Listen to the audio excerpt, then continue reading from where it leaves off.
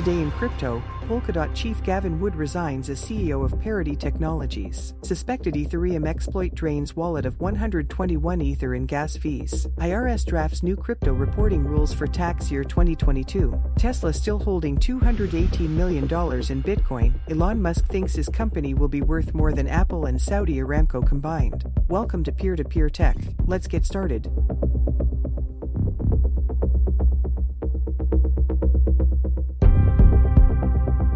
Polkadot co-founder Gavin Wood has left his position as CEO of Parity Technologies, the corporate entity behind the Polkadot blockchain. In a statement issued today, Wood defended his choice by stating that, in the long run, he believes his temperament is incompatible for the position of CEO. The role of CEO has never been one which I have coveted, he wrote. I can act at being a CEO well enough for a short while, but it's not where I'm going to find eternal happiness. Anyone who has worked with me knows where my heart lies. I'm a thinker, coder, designer, and architect, Wood explained. Like many such people, I work best asynchronously. A great day is taking 10 hours straight to think out some problem, prototype something, or collapse some disparate thoughts into an article. Wood is the latest in a long line of crypto executives who have decided to leave their roles this year. Big heavyweights in the sector including Celsius CEO Alex Mashinsky, Kraken CEO Jesse Powell, and MicroStrategy's Michael Saylor are just a handful of the notable CEOs in the cryptocurrency space to have departed in the past few months. An Ethereum user appears to have been the victim of a new type of exploit. According to blockchain security company PeckShield, an Ethereum user was manipulated today into paying 121.56 Ether, about $158,000 at the time of writing, in gas fees for a transaction. The validator who handled the transaction then kept the fees for himself. The exploit's circumstances and how it happened are yet unknown. MEV, which is the method of taking value from transactions by rearranging them while a block is still being constructed, looks to be connected in some manner to the attack, according to PeckShield. MEV boost relays on Ethereum let MEV strategists take advantage of these on-chain chances for arbitrage. The transaction was processed by an MEV boost relay belonging to Flashbots, the most prominent organization within the MEV sphere, and used a block builder from Builder 0 by 69. Meanwhile, the validator that delegated block production to the relay is connected to the liquid staking protocol Lido. However, at the time this article was written, it was unclear which of the parties, if any, was in charge of inflating the gas fee. PeckShield's tweets indicate that the business thinks the exploit is still active. The group quickly added that 24 other addresses were gaming for this type of prizes after publishing about its discovery. Curiously, PeckShield went on to say that none of them were connected to Lido, which may indicate that the attackers are employing a different validator than they did for the initial attack. A request for comment from PeckShield has not yet received a reply. GBV Capital analyst Sung-Yi Han advanced another theory: the Ethereum user may have purposefully paid 121.56 Ether in gas and only submitted the transaction once they knew they would be the one validating it. The practice would theoretically enable the operator to launder funds through their validator business practice, only burning a small amount of Ether in the process, 0.32 Ether, according to Han. The theory, however, does not explain all of the transactions that PeckShield claimed to have seen. As additional information comes to light, this story will be updated. The IRS is expanding its crypto tax reporting requirements. Digital assets will be considered as a digital asset for federal income tax purposes, according to a new draft of Form 1040. The list of digital assets in this year's publication expressly includes cryptocurrencies, stablecoins, and non-fungible tokens. Additionally, any digital representations of value that are recorded on a distributed ledger or comparable technology that is cryptographically secured are included. On their tax returns, taxpayers must state whether they receive digital currencies as a payment, a reward, through mining or staking, or as a result of a hard fork.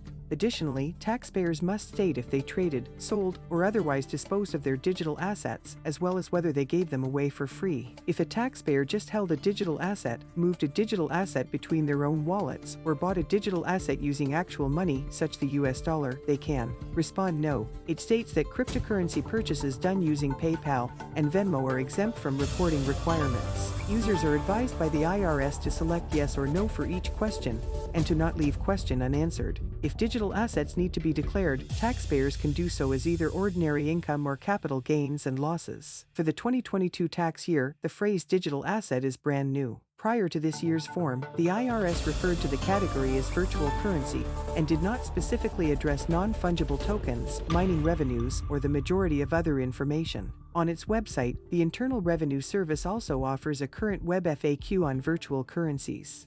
On Wednesday, Tesla announced the results of its third quarter. According to Tesla's Q3 financial reports, no Bitcoin was sold during the quarter. Digital assets still total $218 million on its balance sheet, the same amount as in the second quarter. According to information from Bitcoin.com markets at the time of writing, the price of one Bitcoin is $19,188. Early in 2021, Tesla invested $1.5 billion in cryptocurrencies. Since then, no additional purchases have been made. About 75% of the company's BTC holdings were sold off during the second quarter of this year. Contrary to analysts' predictions of $22.1 billion, Tesla's third quarter sales increased to $21.5 billion.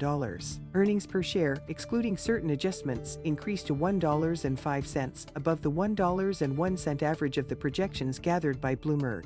Musk predicted that Tesla might one day be worth more than the combined value of Apple and Saudi Aramco on the company's Q3 results call. By market cap, the two are now the two biggest corporations in the world. Musk stated, adding, "For the first time, I see a way for Tesla to be nearly double the value of Saudi Aramco. This is the first time I've seen that potential." Musk said, "As of this news, Apple has a market valuation of $2.31 trillion, whereas Saudi Aramco's is $2.9 trillion. The market value of Tesla is $695.76 billion.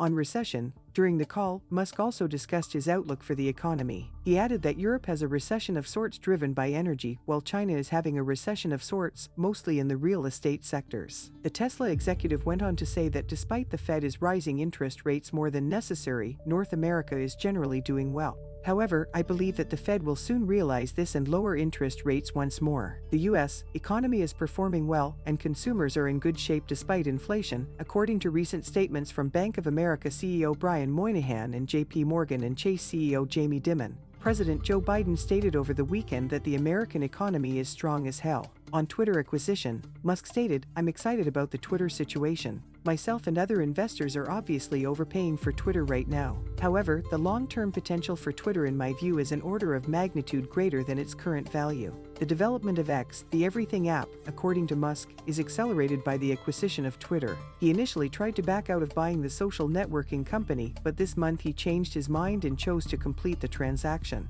In order to avoid a trial, the court has granted Musk until October 28 to complete the transaction. What do you think about the state of crypto? Will Bitcoin survive its first recession? Please let us know in the comments.